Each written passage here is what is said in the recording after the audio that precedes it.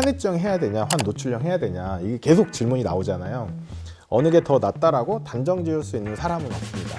각자의 투자 목적 혹은 포트폴리오 전략에 맞게 선택하시면 되는데, 일단 먼저 기억하셔야 될 거는 환율 하락 위험을 피하기 위해서 환해지형, 괄로 H 들어가 있는 이 상품을 선택하게 되면 환해지 비용이 발생할 수 있어요. ETF를 이용해서 이제 자산 배분을 하라고 저는 말씀을 드리는데, 근데 처음에는 이제 이런 식으로 자산 배분을 하면 좋은데, 가장 기본적으로 추천드리는 거는 이제 주식, 채권, 대체 투자에다가 5대 3대 2 비율로 투자하시는 걸 좀 추천을 드리거든요. 주식의 50%를 넣는 이유는 장기적으로 우상향하고 가장 수익성이 좋은 자산으로 충분히 인정받고 있기 때문에 주식의 절반을 넣고, 주식이 뭐 반토막 나고 이런 시장에 대비하기 위해서 주식과 다르게 움직이는 국채나 대체 투자 자산을 가져갑니다.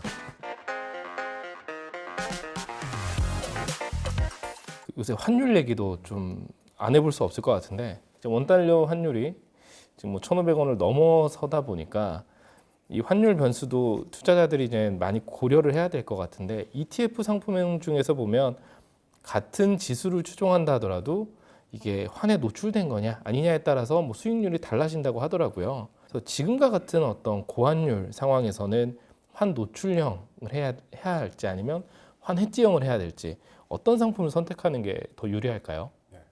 최근에 또 1,500원 넘어가면서 이제 많은 분들이 고민하고 계시고 저한테도 많이 물어보시는데, 두 가지로 좀 나뉘는 것 같아요. 한 부류는 환율이 계속 올라갈 거다. 왜냐하면 내가 뭐 10년 전에는 환율이 1,100원대였는데 1,400원대까지 올라오지 않았냐.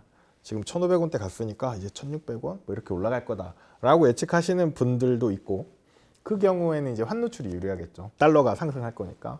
또 완전히 반대인 분들도 있어요. 투자한 지 1, 2년 정도 되신 분들은 환율의 적정 수준이 1,400원대라고 생각하시는 분들도 있어요. 왜냐하면 자기가 투자했던 경험에 비추어서 보거든요. 그렇기 때문에 지금 1,500원 너무 비싼 거야, 빠질 거야, 이렇게 생각하는 거죠. 그리고 이제 기사를 접하실 때도 자기의 생각과 이제 비슷한 결의 기사들이 잘 귀에 들어와요. 그런 분들은 또 환해지형을 선택해서 환율 하락을 방어해야 된다, 이렇게 생각할 수 있는데, 이 각자의 기준점이 달라서 그렇거든요. 후자는 이제 작년, 재작년이 기준점이고 1,400원이, 전자는 5년 전, 6년 전에 뭐 1,100원, 1,200원대가 기준점이기 때문에 그런 것들을 좀 생각을 해보셔야 돼요. 환율 전망은 전문가들도 굉장히 어려워하거든요. 그렇기 때문에 개인이 자신의 어떤 개인적인 관점 혹은 개인적인 경험에 비추어서 이제 환율을 전망하는 거는 생각보다 어렵다. 그러면 결국 환해지형 해야 되냐, 환 노출형 해야 되냐, 이게 계속 질문이 나오잖아요. 어느 게 더 낫다라고 단정 지을 수 있는 사람은 없습니다. 그래서 각자의 투자 목적 혹은 포트폴리오 전략에 맞게 선택하시면 되는데, 일단 먼저 기억하셔야 될 거는 환율 하락 위험을 피하기 위해서 환해지형, 괄로 H 들어가 있는 이 상품을 선택하게 되면 환해지 비용이 발생할 수 있어요. 환율 하락의 위험을 방어하기 위해서 운용사가 뭔가를 해야 되잖아요. 뭔가를 하는 건 다 돈이거든요. 이걸 이제 환해지 비용이라고 하는데, 양국 간의 금리 차이 같은 게 환해지 비용에 많이 반영이 돼요. 그렇기 때문에 환해지 비용만 1, 2% 이상 발생할 수도 있거든요. 매년 굉장히 높은 비용이 될 수가 있기 때문에 이런 비용이 든다라는 걸 이제 알고 계셔야 되고, 두 번째로 예를 들어서 이제 자산 배분 포트폴리오를 하시는 분이다. 그렇게 되면 환 노출 상품을 만약에 갖고 계시면 해당 자산에도 투자를 하고 달러 자산도 보유하는 효과가 있어요. 그렇기 때문에 포트폴리오 관점에서는 환 노출을 선택하는 게 유리할 수도 있습니다. 근데 저같이 자산 배분 투자를 좋아하는 분들은 저는 이제 환 노출을 선택하라고 말씀을 드려요. 환해지 비용에 따른 이슈도 있고, 기본적으로 달러 자체가 주식이 하락할 때 올라가는 특성이 있다는 거 이제 많은 분들이 경험적으로 아시잖아요. 그거는 이제 많은 연구를 통해서도 이제 검증이 좀 된 부분이거든요. 그러니까 내 자산 포트폴리오에서 나는 달러 투자도 좀 할 거야라고 하면 그냥 정말 은행 가서 이렇게 달러로 바꾸는 것보다는 차라리 ETF의 환 노출형을 선택하는 게 동일한 효과를 내고 훨씬 더 간편할 수 있는 간편한 방법이겠네요. 네, 비용에서도 유리하고요. ETF로 활용하면 국내 주식, 또 해외 주식, 또는 뭐 원자재, 채권까지 좀 다양한 자산에 투자할 수 있는 게 또 장점인데, 사회 초년생이나 초보 투자자들한테는 포트폴리오 비중을 어떻게 구성하는 게 좋을지 좀 조언 좀 해주세요. 사회초년생이나 이제 막 투자를 시작한 초보 투자자한테 뭐 삼성전자나 SK 하이닉스를 사는 건 생각보다 쉽지 않아요. 네, 주식을 사는 게 쉽지 않은 게 아니라 그 투자 의사결정을 하고 대응을 하는 게 굉장히 어렵고 그 어렵다는 걸 요즘 느끼실 거예요. 어떻게 해야 될지 잘 모르겠고. 그래서 ETF를 이용해서 이제 자산 배분을 하라고 저는 말씀을 드리는데 특정 종목에 자금을 집중하는 거 이제 전문 용어로 몰빵이라고 하잖아요. 근데 이거를 외발 자전거 타는 거랑 비슷하다고 생각이 들어요. 발이 하나밖에 없으니까 굉장히 많이 넘어질 수밖에 없잖아요. 흔들거리고. 근데 자산을 여러 개 나누어서 투자하는 건 네발 자전거 타는 거랑 비슷하거든요. 가장 기본적으로 추천드리는 거는 이제 주식, 채권, 대체 투자에다가 5대 3대 2 비율로 투자하시는 걸 좀 추천을 드리거든요.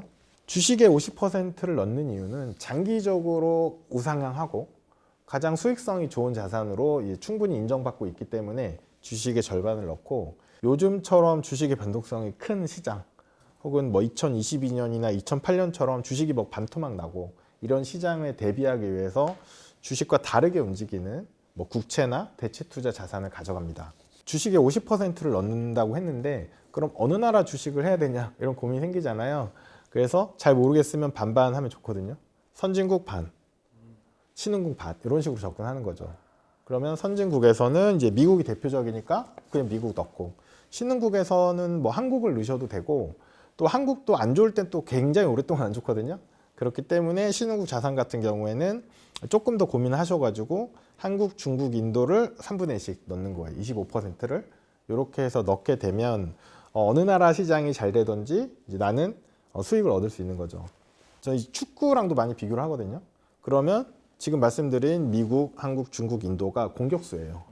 네, 골을 넣을 수 있는 공격수고 수익을 낼 수 있는 상품들인데 공격수만 있으면 축구가 안 되잖아요. 왜냐하면 우리가 골을 먹을 수 있기 때문에 이런 주식이 반토막 나거나 손실 나거나 긴 횡보장을 가는 이런 구간들을 대비하기 위해서 그 다음에 들어가는 게 국채를 한 30% 가져갑니다. 기본적으로 국채가 이제 주식과 반대로 움직인다라고 얘기하는데 그 이유가 뭐냐면 주식시장이 심하게 하락을 하게 되면 글로벌 연기금이나 이 큰 손들이 주식에 투자돼 있던 돈을 국채로 옮겨요. 그러면 국채 수요가 늘어나잖아요. 그 수요가 늘어나는 것 때문에 가격이 오르는 게 첫 번째고요. 두 번째로는 주식이 급격하게 하락하고 경제 환경이 너무 안 좋아지게 되면 중앙은행이 금리를 낮춰요. 시중의 유동성을 풀어서 시장을 회복시키려는 이제 노력 때문에 금리를 낮추는데 금리를 낮춘다는 말 자체가 국채 가격을 올린다는 말이 되거든요. 이런 두 가지 조건들 때문에 주식이 급격하게 많이 하락할 때는 국채가 상승하는 그런 모습들을 보입니다. 그렇기 때문에 이제 국채를 한 30% 가져가는데 이것도 마찬가지 한국 거 하냐 미국 거 하냐 이런 고민이 되잖아요. 다행히 우리나라에는 한국 국채, 미국 국채 ETF가 둘 다 상장이 돼 있어요. 그렇기 때문에 반반 이렇게 해서 15%씩 투자를 하시면 되고 그리고 대체 투자 자산은 굉장히 다양한데 부동산, 뭐 원유, 은, 금 뭐 여러 가지 다양한데 저는 이제 금 하시라고 추천을 드려요. 왜냐하면 주식 국채가 동시에 무너지는 어떤 그런 최악의 상황에서 금은 따로 놀거든요. 그래서 예전 축구 용어로 하면 약간 리베로 같은 역할을 해요. 그래서 엉뚱하게 갑자기 금이 많이 올라. 왜 오르지? 나중에 알고 보면 뭐 어디 중앙은행들이 금을 사 모은단다. 뭐 여러 가지 얘기들이 있지만 그걸 예측하기는 굉장히 어렵고 그래서 미리 금을 가지고 있으면 어느 순간에 포트폴리오 보호해주는 역할들을 계속 해왔기 때문에 금을 좀 추천을 드리고 만약에 그 투자 금액이 소액이다 그리고 복잡한 게 너무 부담스럽다 라고 하시는 분들은 딱 세 가지 종목으로 할 수 있거든요. 자산 배분을 제가 추천드리는 거는 이제 미국 S&P 500 ETF 요거를 투자하게 되시면 요게 30%를 하게 되면 미국 주식에 투자하고 그리고 이게 환 노출이에요. 달러에도 투자하게 되죠. 그 다음에 금현물 ETF 뭐 KLX 금현물 ETF가 있는데 여기에 20%를 넣게 되면 이것도 금에 투자하게 되고 이것도 달러의 환 노출이기 때문에 달러에 투자하는 효과가 있고 세 번째는 코스피 200 미국채 혼합 ETF가 있어요. 이거 뭐냐면 코스피 200에도 투자하고 미국채에도 투자하는 ETF인데 하나의 상품으로 되어 있거든요. 여기 50% 이렇게 넣게 되면 미국 주식, 한국 주식, 미국 국채, 금, 달러 이런 5가지 자산에 분산을 할 수 있기 때문에 이런 식으로 해서 시작하시는 것도 좋다. 방금 꼽아주신 이 3개 상품 같은 경우는 마지막 게 이제 코스피랑 미국채랑 약간 짬짜면처럼 들어가 있어서 그럼 금액은 만약에 소액으로 넣는다 그러면 얼마씩 넣어야 이 주식고 채권 3 대체 투자 요 비율이 맞나요? 미국 S&P 500의 30%. 네. 그리고 금연물의 20%. 그리고 세 번째 코스피 200 미국 채원화 ETF의 50%. 이렇게 넣으시면 주식고 국채 3 금 2 이렇게 되거든요. 네. 그래서 이렇게 해보시는 것도 괜찮습니다. 요새 보면 미성년자들 이제 주식 계좌 대신 굴려주시는 분도 많고 또 이제 퇴직연금 DC형 같은 경우 이런 2가지를 굴리신 경우 한 최소 10년 이상 장기 투자하는 자금들인데 이렇게 장기 투자하시는 분들은 좀 요 ETF는 특별히 좀 더 눈여겨봐라. 요건 좀 담아라라고 추천하실 만한 게 있을까요?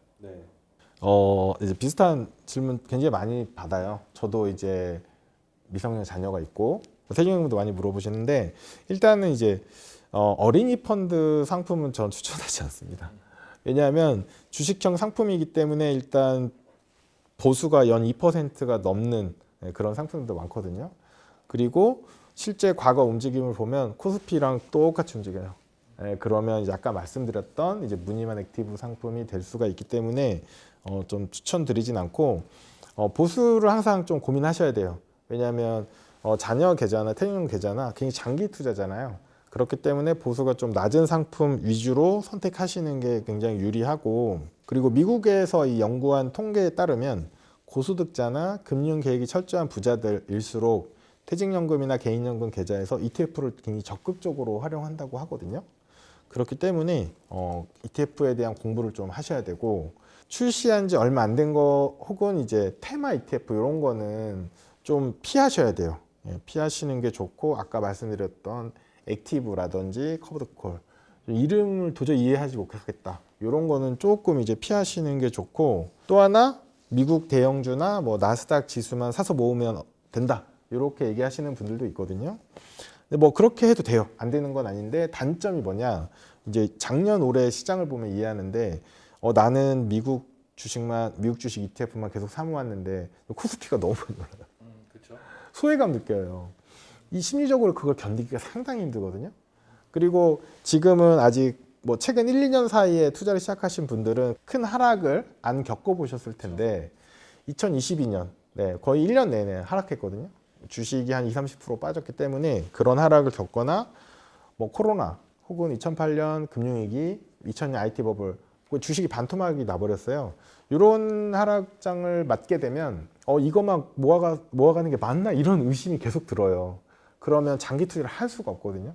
실제로 나스닥 지수 같은 경우에 2000년 IT 버블 끝나고 그 고점을 회복하는데 한 13년 정도 걸렸어요. 네, 그러면 뭐 아무리 정식픽을 했다 하더라도 그걸 회복하는데 너무 오래 걸리거든요. 그럼 이제 믿음이 자꾸 흔들려요.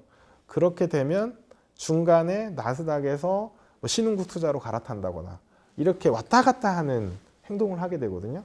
그 왔다 갔다 하는 행동이 가장 안 좋습니다. 네, 그런데 그렇다고 해서 코스피만 모아가세요라고 하면 조금 투자 경험이 기신 분들은 고개를 갸우뚱할 수밖에 없어요. 왜냐하면 코스피가 불과 작년 초까지만 해도 행보장이었어요, 몇 년째. 그리고 국장 탈출은 지능승이라는 말이 있었거든요. 그러면서 한국 주식에 투자하는 사람은 바보 취급하는 이런 문화가 있었어요. 그런 상황에서 코스피에 계속 투자하면 돼라고 얘기하는 것도 굉장히 위험한 발언일 수 있거든요. 예를 들어서 지금의 주가가 굉장히 단기간에 급등한 경향이 있기 때문에 향후 몇 년 동안 5천에서 6천 혹은 7천 사이에서 횡보할 수 있거든요. 그렇게 되면 또 이제 해외 시장으로 나가야 된다 뭐 이런 식의 또 마인드가 생길 수 있거든요.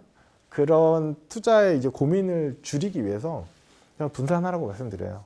뭐 주식만 하셔도 돼요. 주식만 하셔도 되는데 뭐 미국만 하거나 한국만 하지 말고 분산해서 가져가시면 어느 순간인가는 신흥국이 좀 잠잠해질 수밖에 없거든요. 이제 시장에 돌아다니는 돈이 유동성이 지금은 신흥국으로 많이 왔지만 또 다시 현지국으로 갈 수도 있기 때문에 좀 분산해서 하면 좋겠다라는 얘기를 꼭 좀 드리고 싶고 이런 단점들을 커버하기 위해서 어떤 ETF가 아니라 자산 배분 전략 같은 전략적 관점에서 좀 접근해 보시기를 권해드립니다. 그럼 이 질문도 사실 비슷한 답을 주실 것 같은데 지금 계속 저희 말씀드린 대로 중동 뭐 전쟁 상황 때문에 워낙 주식 변동성이 큰 상황인데 이런 상황에서는 특정 뭐 정말 이걸 추천한다라는 것보다는 오히려 분산하라 이런 식으로 접근해야 될까요? 그렇죠. 요즘 같은 경우에 굉장히 스트레스 많이 받는 분들이 있는데 어떤 분들이냐면 몰빵하신 분들이에요. 한국 주식만 했다. 혹은 뭐 미국 주식만 했다. 아니면 특정 ETF만 하고 있다. 이러면 스트레스 받는 거예요. 왜냐하면 상승만 보고 했는데 안 올라가니까. 이런 접근이 스트레스 받기 때문에 이런 기회에 분산을 하시면 어떨까라는 생각이 들거든요. 저도 자산 배분 투자를 하고 있고 뭐 많은 분들이 이제 자산 배분 투자를 하시는 분들이 있는데 그분들은 별로 스트레스 안 받아요.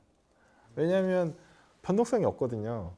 왜냐하면 그 주식이 하락할 때 지금 달러가 올랐잖아요. 근데 포트폴리오에 이미 달러가 있어. 그런 것들로 방어가 되기도 하고 뭐 금 가격이 잠깐 출렁거리긴 했지만 또 최근에 또 올라주면서 전쟁의 여파를 좀 커버해주는 그런 역할을 해주고 있고 포트폴리오 관점에서는 뭐 주식이 출렁거리고 혹은 뭐 얘는 또 오르고 뭐 이러고는 있지만 포트폴리오 전체 관점에서는 한 달에 1% 올라주면 아니, 나는 괜찮아. 난 문제가 없어. 이렇게 되는 거거든요. 그래서 어떤 ETF를 사라가 아니고 좀 다각적인 포트폴리오로 접근해라 이렇게 좀 말씀을 드리고 싶어요. 이런 얘기하면 별로 안 좋아하시거든요. 그냥 종목을 하나 찍어주는 걸 제일 좋아하시는데 그런 종목이 없어서 이렇게 자꾸 말씀을 드리는 거고 포트폴리오를 공부해야 되는 걸 싫어하시죠. 왜냐하면 이제 바쁘시니까. 그렇지만 이제 소중한 돈이잖아요. 네, 열심히 회사 다녀서 열심히 저축해서 모은 돈이기 때문에 그 정도의 공부는 좀 하셔야 된다라고 생각합니다. 그러니까 요즘처럼 자산 시장의 변동성이 큰 상황에서는 오히려 뭐 어떤 게 이제 어떤 몰빵할 종목을 찾기보다는 이걸 계기로 좀 분산하는 계기여야 된다. 뭐 이런 말씀이신 것 같아요. 네, 오늘 귀한 시간 내주셔서 감사합니다, 대표님. 네, 말씀 감사합니다. 네, 감사합니다.